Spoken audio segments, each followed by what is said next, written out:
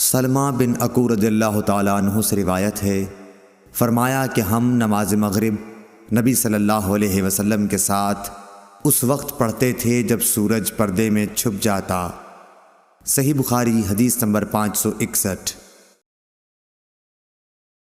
جابر بن زید ابن عباس رضی اللہ تعالیٰ عنہ کے واسطے سے بیان کرتے تھے، آپ نے فرمایا کہ نبی کریم صلی اللہ علیہ وسلم نے 7 رکعات مغرب اور عشاء کی ایک ساتھ اور 8 رکعات ظہر اور عصر کی نمازیں ایک ساتھ پڑھیں۔ صحیح بخاری حدیث نمبر 562۔ عبداللہ بن وریدہ نے بیان کیا، کہا مجھ سے عبداللہ مزنی رضی اللہ تعالیٰ عنہ نے بیان کیا کہ نبی صلی اللہ علیہ وسلم نے فرمایا، ایسا نہ ہو کہ مغرب کی نماز کے نام کے لیے اعراب یعنی دیہاتی لوگوں کا محاورہ تمہاری زبانوں پر چڑھ جائے۔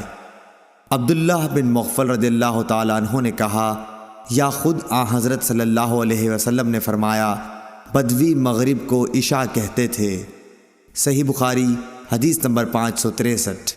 بن زید نے خبر دی ظاہری سے کہ سالم نے یہ کہا کہ مجھے میرے باپ عبداللہ بن عمر رضی اللہ تعالیٰ عنہ نے خبر دی کہ ایک رات نبی صلی اللہ علیہ وسلم نے ہمیں عشاء کی نماز پڑھائی، یہی جسے لوگ عتمہ کہتے ہیں۔